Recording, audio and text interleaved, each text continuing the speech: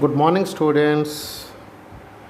In previous class, we have discussed gravitation and Newton introduced universal law of gravitation. What is universal law of gravitation? You know very well. Every object attracts every other object with some force. The force is known as gravitational force, which is directly proportional to the product of masses, inversely proportional to the square of the distance. And finally the equation is F equal to G m1 m2 by r square. m1 is mass of one object, m2 is mass of another object, both are separated by r distance.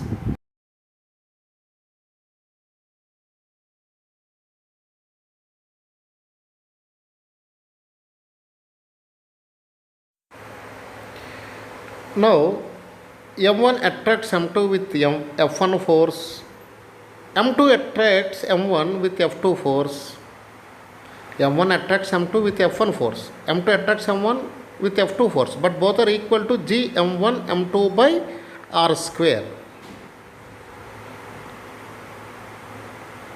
Today I am going to explain another equation. That equation relates between acceleration due to gravity small g and universal gravitational constant capital G. Let m mass of the object separated from center of earth with r distance apply universal law. What is universal law? F equal to g m1 m2 by r square. In the place of m1 you can write mass of stone small m, m2 you can substitute capital M mass of the earth. Finally the equation is F equal to g small m capital M by r square. This is the equation number 1. We know that earth attracts every object with force according to Newton's second law. The force formula F equal to ma, but A is converted as G, F equal to mg. This is equation number 2. Now x equal to A, x equal to B, then A equal to B transitive property. Because of this one, you can equalize mg equal to g small m capital M by r square. In the process of equalizing, small m's are cancelled. Finally the equation is g equal to gm by r square. So small g equal to capital G m by r square. Here small m mass, final equation we don't have small m. So acceleration due to gravity small g is independent of mass of stone. Once again see the equation F equal to g small m capital M by r square. If you can apply F equal to ma, finally mg, you will get g equal to gm by r square. Dear students, in April month you learned the equations of motions when object is moving in linear motion.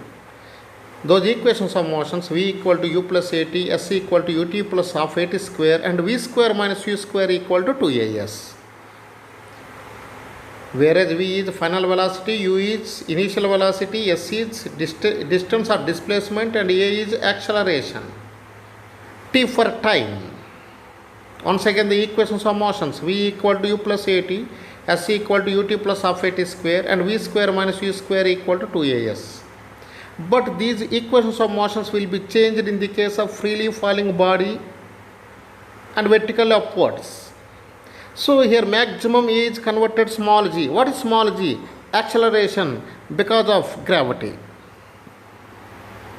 So once again the equations v equal to u plus at, s equal to ut plus half at square, v square minus u square equal to 2as, and fourth one is there, it will be introduced in intermediate, that is m second formula, Sn equal to u plus a into n minus half. Here v is the final velocity, u is initial velocity, a is acceleration, and t for time. Now in the case of freely falling body,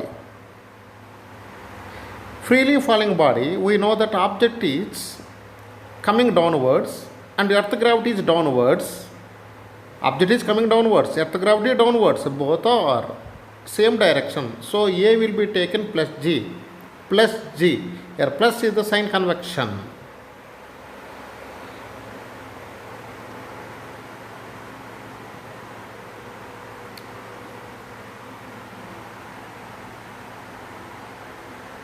Okay. When object is moving upwards, vertically projected upwards, then object is moving upwards and earth gravity downwards, both are opposite direction. That's why acceleration due to gravity will be taken negative. So A equal to minus G. Here sign convection is a minus G.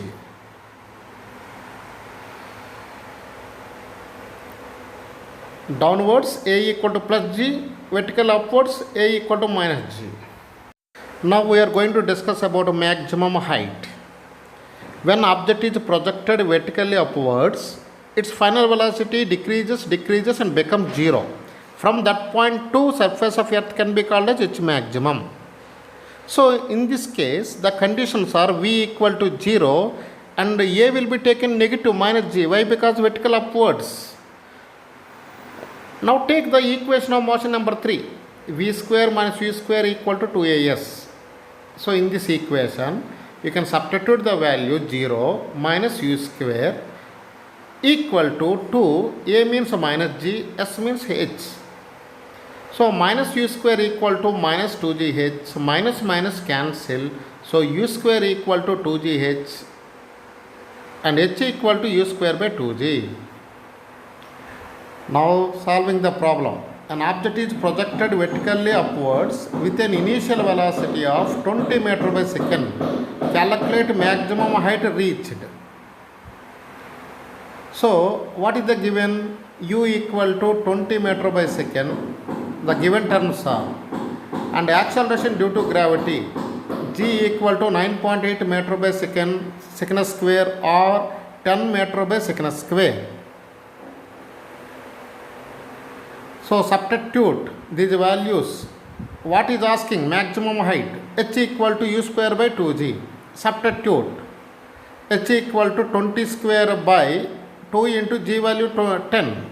20 square by 10, 20. So 20 cancel. Finally what we are having? 20 meters. Sometimes acceleration due to gravity on earth will be taken 9.8, actually 9.8 meter by second. For calculation purpose we can use 10 meter by second square. Another problem. An object is projected vertically upwards with an initial velocity U and reached maximum height 80 meters. Calculate initial velocity and take G 9.8 meter by second or approximately equal to 10 meter by second square. 9.8 meter by second square or 10 meter by second square.